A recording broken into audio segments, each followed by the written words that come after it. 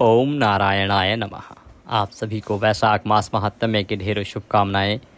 प्रिय दर्शकों, आप सभी वैशाख स्नान कर रहे हैं और वैशाख स्नान करते हुए प्रतिदिन वैशाख महात्म्य सुन रहे हैं। वैशाख महात्म्य में आज हम सुनेंगे आगे का वृतांत, जिसमें कथा आएगी 7वें अध्याय की। 7वां अध्याय जो बहुत ही महत्वपूर्ण है, इसमें बहुत सारे वर्णन आएंगे। साथ ही दक्ष ने जो यज्ञ किया था और पार्वती के जन्म की कथा का वृतांत भी आज के इस अध्याय में आएगा। तो आइए आज का अध्याय आरंभ करते हैं। आपसे निवेदन है कि भगवान की इस कथा के अध्याय को एक बार लाइक अवश्य कर दीजिएगा। अगर चैनल पर नए हैं तो चैनल को सब्सक्राइब कर लीजिएगा, क्योंकि ये देवभूमि ज्योतिष संस्थान का एक प्रतिष्ठित यूट्यूब चैनल है। यहाँ पर आप जो भी जानकारी प्राप्त करते हैं वो पुराण और ज्योतिष शास्त्र पर आधारित होती है। कोई भी बातें मनगढ़ंत नहीं की जाती। जो पुराणों में लिखा होता है वही आपको बताया जाता है, वही कथाएं आपको सुनाई जाती हैं। कौन सा व्रत कब है, कैसे करना है, क्या विधि रहेगी, इसके बारे में भी पंचांग अनुसार जानकारी प्रदान की जाती है। अपने वैशाख स्नान को सफल बनाने के लिए कमेंट बॉक्स में अवश्य लिखिएगा ओम नारायणाय नमः। भगवान विष्णु का यह प्रिय मंत्र, जो कि वैशाख का मूल मंत्र भी है। इस महीने में जितना जपेंगे ओम नारायणाय नमः, जितना लिखेंगे ओम नारायणाय नमः, उतना अधिक कल्याण होगा। आइए आरंभ करते हैं आज का अध्याय। मिथिला नरेश ने कहा कि हे ब्राह्मण, जल अर्पित ना करने के कारण इक्ष्वाकु का वंशज 3 बार चातक के रूप में जन्मा। तत्पश्चात वह मेरे धाम में छिपकली बनकर गया। यह तो उसके कर्म के अनुसार है। वह इसी का हकदार था, क्योंकि उसने अपना कर्तव्य नहीं निभाया। तुमने कहा कि वह 1 बार गिद्ध और 7 बार कुत्ता पैदा हुआ। यह बात मुझे अनुचित लगती है। उसने ना तो अच्छे लोगों को चोट पहुंचाई और ना ही किसी को धिक्कारा। क्योंकि उसने अच्छे लोगों की मदद नहीं की थी, इसलिए उसे इसका लाभ नहीं मिला। वास्तव में उसका कृत्य दूसरों को परेशान करने वाला नहीं था, क्योंकि उसने उन्हें नुकसान नहीं पहुंचाया था। फिर बिना किसी कारण के वह निम्न योनि में कैसे जन्मा? मैं आपका शिष्य हूँ और आपका प्रिय भी। मेरी यह शंका दूर कीजिए। राजा के इस प्रकार पूछने पर महायशस्वी श्रुतदेव जी ने कहा, अच्छा राजन, मैं अवश्य ही आपकी इस शंका का निवारण करता हूँ। आपको अवश्य ही मैं अवगत कराता हूँ। श्रुतदेव बोले, हे निष्पाप राजन, जो कुछ तुमने पूछा है वह मैं तुम्हें बताता हूँ। यही बात शिवजी ने कैलाश के निर्मित शिखर पर पार्वती को बताई थी। इन सभी लोकों की रचना करने के बाद उन्होंने उनके पोषण के लिए 2 तरीके विकसित किए, अर्थात ऐहिकी इस लोक से संबंधित और आमुष्मिक की दूसरे लोक से संबंधित। दोनों प्रकार की जीविकाओं में 3 कारण हैं। ऐहिकी इस संसार में जल द्वारा सेवा, पके हुए भोजन द्वारा सेवा तथा औषधि द्वारा सेवा शामिल है। हे महाभाग्यवान, ये जो भी हैं वे इस संसार में जीविका के कारण हैं। इसी प्रकार हे राजन, श्रुति में 3 बातें कही गई हैं: सज्जनों की सेवा, भगवान विष्णु की सेवा और धर्म की सेवा। यदि ये पहले से ही प्राप्त हो जाएं तो वे परलोक में सुख के कारण बनते हैं।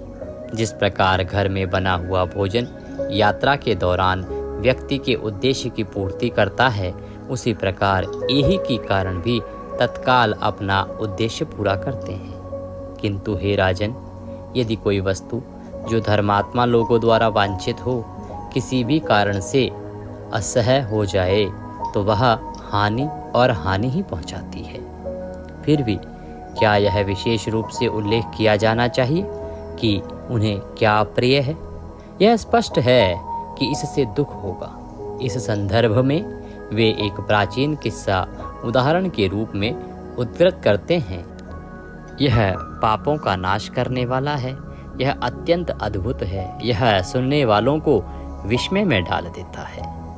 पूर्व काल में कुल पितामह दक्ष ने यज्ञ के लिए दीक्षा ली थी। वे शिवजी को आमंत्रित करने के लिए रजत पर्वत कैलाश पर गए थे। अपने अर्थात दक्ष के कल्याण की इच्छा से शंभू ने उन्हें देखकर वो उठे नहीं। उन्होंने ऐसा सोचा, मैं सभी अमर लोगों का पिता हूँ, मैं सनातन हूँ और केवल वेदों के द्वारा ही मुझ तक पहुँचा जा सकता है। और चंद्रमा सहित ये प्रमुख सुर मेरे सेवक हैं जो मुझे श्रद्धांजलि देते हैं। स्वामी को नौकर को देखकर नहीं उठना चाहिए, पति को अपनी पत्नी के लिए नहीं उठना चाहिए, गुरु को अपने शिष्य के लिए नहीं उठना चाहिए। यह शास्त्रों के जानकार लोगों का मत है। श्रुति ने भी यही कहा है कि विवाह के माध्यम से अर्थात गठबंधन वरिष्ठता का कोई कारण नहीं है। जिसका बल, ज्ञान, तप और शांति अधिक है वह दूसरों से बड़ा होगा। जो नीचे हैं वे सेवक होंगे। यदि स्वामी आदि बड़े लोग सेवकों और अन्य लोगों को देखकर स्नेह के कारण उठ खड़े होते हैं तो उन लोगों की आयु, धन, यश और संतान तुरंत नष्ट हो जाते हैं। इसीलिए मैं खड़ा नहीं होऊंगा क्योंकि मेरे ससुर मुझे बहुत प्रिय हैं। ऐसा सोचकर दक्ष के कल्याण की दृष्टि से भगवान अपने आसन से बिल्कुल भी नहीं हिले। यह देखकर कि मृद शिव अपने आसन से नहीं उठे, प्रजापति क्रोधित हो गए। पर्वत की पुत्री के स्वामी के सामने उसने उसे अनेक प्रकार से धिक्कारा। हाय यह अहंकार, हाय इस अशिक्षित दरिद्र का अहंकार। चमड़े के समान रह गया एक बूढ़ा बैल ही इसकी संपत्ति है, इसीलिए वह खोपड़ी की हड्डी रखता है। वह विधर्मियों के लिए भी सुलभ है, उसे भाग्य कैसे शुभ प्रदान कर सकता है, क्योंकि उसे व्यर्थ ही गर्व है।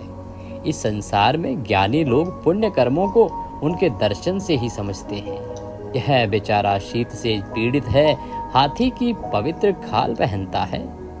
इसका निवास स्थान शमशान है और इसके आभूषण लोग कहते हैं सर्प हैं। इसमें ना तो साहस है ना ज्ञान। ये दोनों ही उस भेड़िए के समान से भाग गए थे। यह सदैव भूत प्रेतों, दुष्ट आत्माओं और अन्य दुष्ट प्राणियों के साथ घनिष्ठता और संगति में रहता है। इसके वंश के विषय में कुछ सुनने को नहीं आता। अच्छे लोग इसका सम्मान नहीं करते। पहले मुझे तुष्ट चित्त नारद ने गलत तरीके से इस पर विश्वास दिलाया था। उनके कहने पर मैंने अपनी पुत्री सती को इसे दे दिया था। वह भी एक अलग धर्म का पालन करने वाली बन गई है।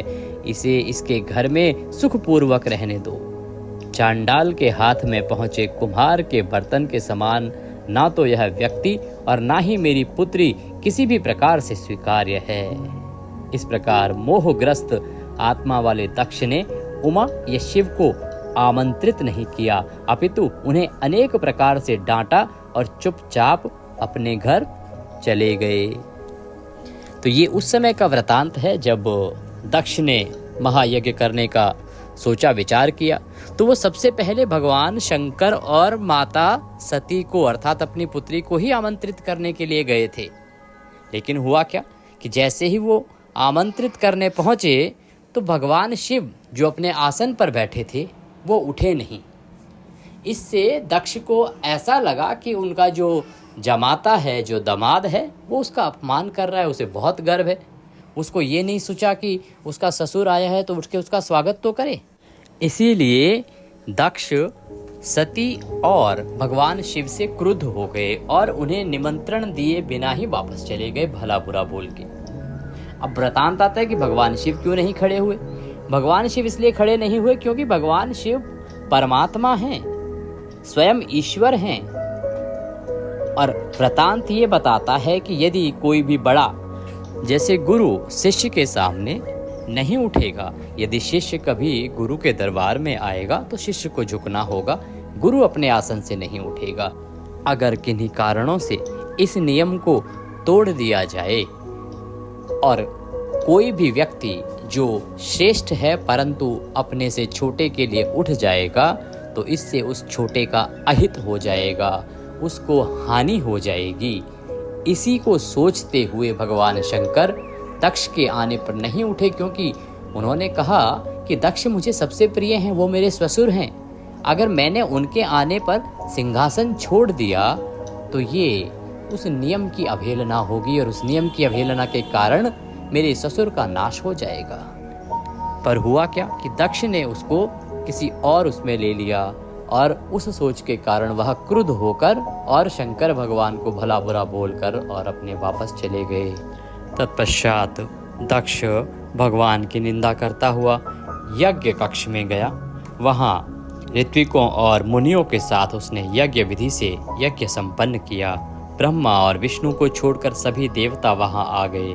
सिद्ध, चारण, गंधर्व, यक्ष, राक्षस और किन्नर भी वहाँ आए। उस समय सुशील एवं गुणवती सती अपनी स्त्रियोचित चंचलता के कारण मोहित हो गई और उत्सव देखने तथा वहां एकत्र हुए स्वजनों से मिलने के लिए उत्सुक हो उठी। यद्यपि रुद्र ने उसे रोका था, तथापि वह अपने पिता द्वारा अपमानित हुई थी। फिर भी उसने स्त्री के चंचल स्वभाव के कारण जाने का निर्णय लिया। शिवजी ने उसे इस प्रकार रोका, हे उत्तम वर्ण वाली देवी, वह सदैव भरी सभा में मेरी निंदा करता है। यह असहनीय है। यह सुनकर यह सत्य है, तुम अपना शरीर त्याग दोगी। यद्यपि यह असहनीय है, फिर भी मुझे भी इसे सहना होगा, क्योंकि मैं घर अपना पारिवारिक जीवन चलाना चाहता हूँ। हे भद्र महिला, तुम भी वैसा ही कर रही हो जैसा मैंने किया है, अतः तुम यज्ञशाला में मत जाओ। निश्चय ही तुम पर कोई शुभ प्रभाव नहीं पड़ेगा। इस प्रकार आग्रह करने पर भी देवी ने अपनी चंचलता नहीं छोड़ी। सती अकेली ही पैदल घर से निकली। उन्हें देखकर बैल ने चुपचाप देवी को अपनी पीठ पर उठा लिया। तब सती के पीछे करोड़ों भूतों के समूह चले। यज्ञ कक्ष में जाकर वह स्त्रियों के लिए बने हुए कक्षों में चली गई। सती को देखकर सब लोग चुप हो गए। मानसिक व्यथा से ग्रस्त होकर वह वहां से चल पड़ी।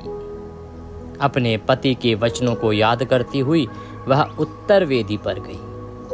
उसे देखकर उसके पिता तथा वहां उपस्थित सभी लोग उसे आशीर्वाद दिए बिना चुपचाप खड़े रहे। वह रुद्र की आहुति के समय तक अपने पिता का यज्ञ देखती रही। जब उसके पिता रुद्र को नीचे उतारने लगे, तब उसने आंसू भरी आंखों से कहा, महान लोगों का अपमान करना और उनका उल्लंघन करना सामान्यतः लोगों के कल्याण के लिए अनुकूल नहीं है। रुद्र लोकों के निर्माता हैं, वे लोकों के प्रशासक हैं, वे सभी के अपरिवर्तनीय स्वामी हैं। फिर भी ऐसा कैसे है कि हविष रुद्र को नहीं दिया जाता? क्यों? यहाँ आए हुए अन्य लोग आपके बुरे इरादों को क्यों नहीं उजागर करते? सज्जन लोग ऐसा व्यवहार नहीं करते। क्या भाग्य उनके प्रतिकूल है? ऐसा कहते हुए पूषण देव हंसने लगे।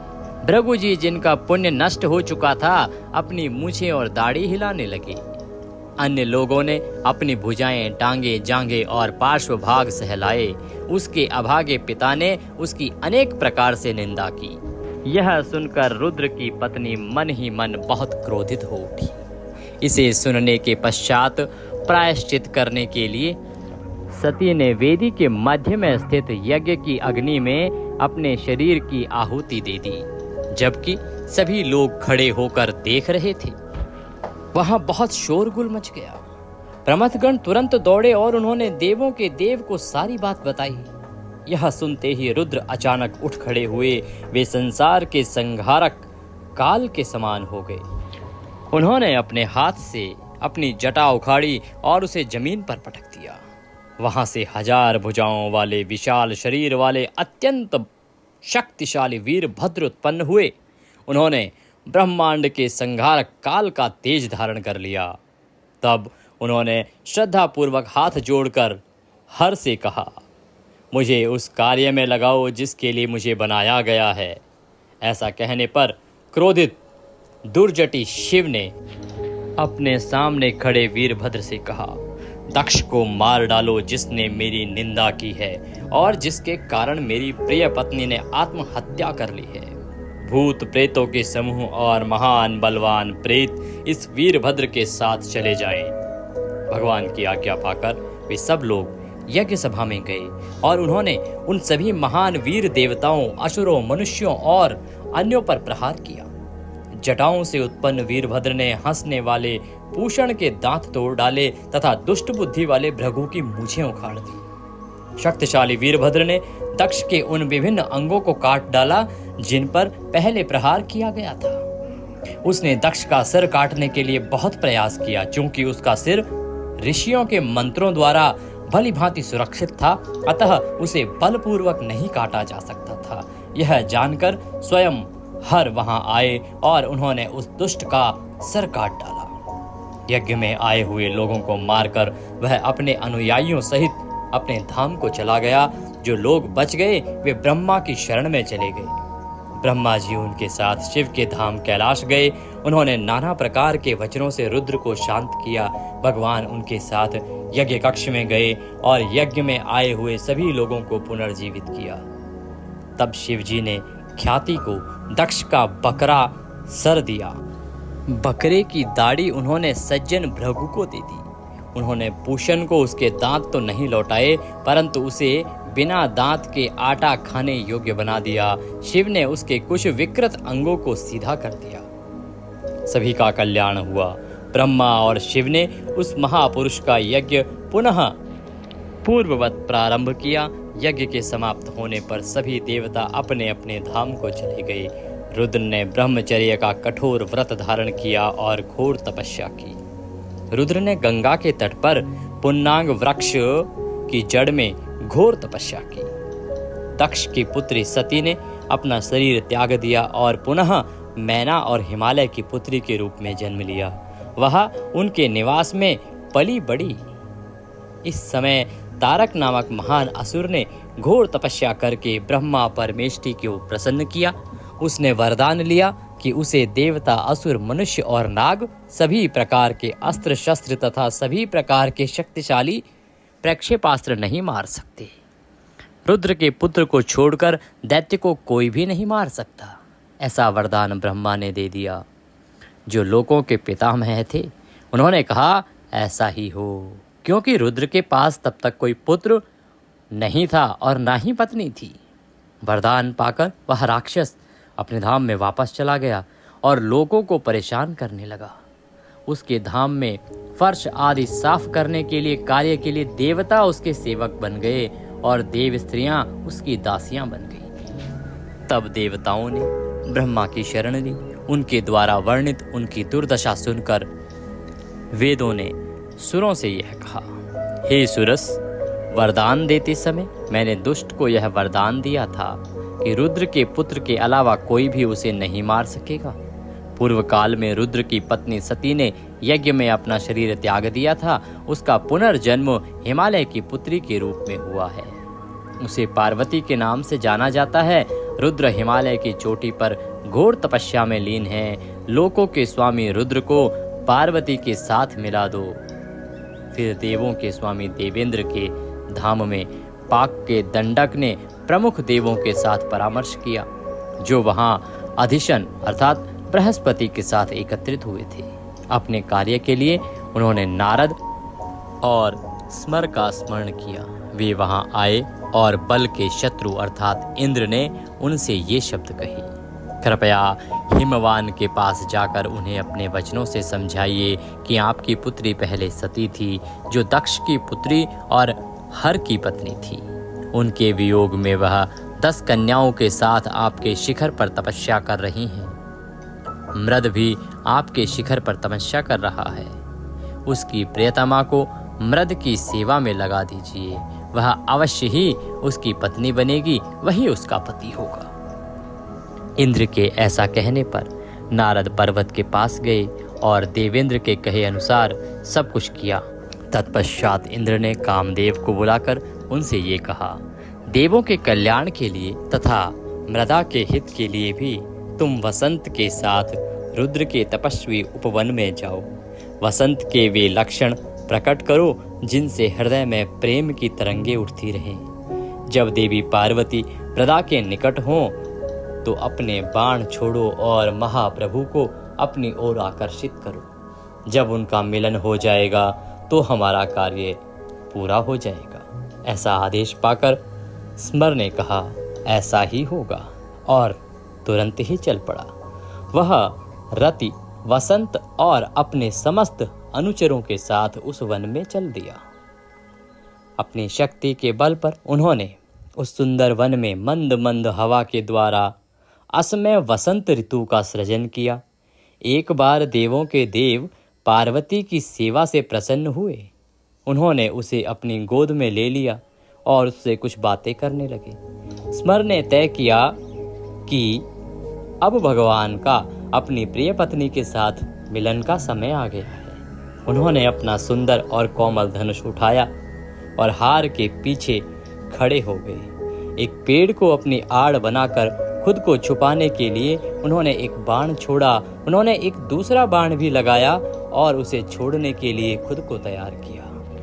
व्यथित होकर भगवान शंकर ने सोचा कि मेरा मन इस प्रकार विचलित नहीं होगा, इसे किसने दूषित किया है। इस प्रकार चिंतित होकर उन्होंने मुड़कर देखा कि कामदेव उनके पास खड़े हैं। उन्होंने क्रोध में आकर अपनी माथे की आंख खोली और देवी को अपनी गोद से दूर कर दिया। उनकी आंख से एक प्रचंड अग्नि निकली जिससे सारे लोग भयभीत हो गए। इससे मनमथ अपने धनुष सहित तुरंत जल गया। मनमथ अर्थात कामदेव अपने धनुष सहित तुरंत ही जल गए। अपने कार्य की पूर्ति देखकर तथा स्वयं को दंडित होने की आशंका से देवता वसंत और रति स्वर्ग की ओर भाग गए। देवी भयभीत हो गई। उन्होंने अपनी आंखें बंद कर ली और दूर भाग गई। स्त्री की उपस्थिति से बचने के लिए भगवान शिव वहां से गायब हो गए। इंद्र ने रुद्र को प्रसन्न करने तथा साथ ही अपने हित के लिए कुछ करने की इच्छा की तथा उसे दुर्भाग्यपूर्ण परिणाम प्राप्त हुआ। जो व्यक्ति अत्यंत अप्रिय कार्य करता है उसके लिए तो और भी बुरा परिणाम अपेक्षित है। अतः इक्ष्वाकु के वंशज मंदबुद्धि जो सदैव साधु पुरुषों के प्रति प्रतिकूल व्यवहार करते थे ने अच्छे लोगों की सेवा का अनुष्ठान नहीं किया जो उनके स्वयं के कल्याण के लिए अनुकूल होता। उसने बहुत दुख भोगा और फिर वह निम्न योनि में जन्मा। इसीलिए मनुष्य को अच्छे लोगों की सेवा करनी चाहिए जिससे सभी उद्देश्य पूरे होते हैं। क्योंकि उसने रुद्र को अप्रसन्न करने वाला कुछ किया था, इसीलिए स्मर को अपने अगले जन्म में बहुत दुख का अनुभव हुआ। यद्यपि वह एक महान राजा था। जो मनुष्य दिन रात इस पुण्य कथा का श्रवण करते हैं वे निसंदेह जन्म मृत्यु वृद्धावस्था आदि से मुक्त हो जाते हैं। बोलिए शंकर भगवान की जय, बोलिए विष्णु भगवान की जय। इसी के साथ आज का यह 7वां अध्याय यहाँ पूर्ण होता है। आप कमेंट बॉक्स में लिखकर नारा अवश्य लगाइएगा, जयकारा अवश्य लगाइएगा। इसके बाद आप वैशाख मास में प्रतिदिन सुनी जाने वाली बांदरी की कहानी अवश्य सुनिएगा। बांदरी की कहानी के अतिरिक्त आज के दिन आपको विष्णु सहस्त्र नाम भी सुनना चाहिए। उसे भी हमने चैनल पर अपलोड किया है, तो विष्णु सहस्त्र नाम भी आपको प्रतिदिन सुनना चाहिए, तो उसका भी श्रवण कीजिएगा। ये वीडियो थोड़ा सा भी अच्छा लगा हो तो कृपया एक बार वीडियो को लाइक अवश्य कर दीजिएगा। भगवान का आशीर्वाद प्राप्त करने के लिए कमेंट बॉक्स में अवश्य लिखिएगा ओम नमः भगवते वासुदेवाय, जय श्री हरि, या वैशाख मास का मूल मंत्र ओम नारायणाय नमः, ओम नारायणाय नमः। यह सबसे अधिक कल्याणकारी है। इस मंत्र को जितना लिखेंगे, जितना जपेंगे, उतना अधिक पुण्य प्राप्त होगा। भगवान सब पर कृपा करें। हरे कृष्णा।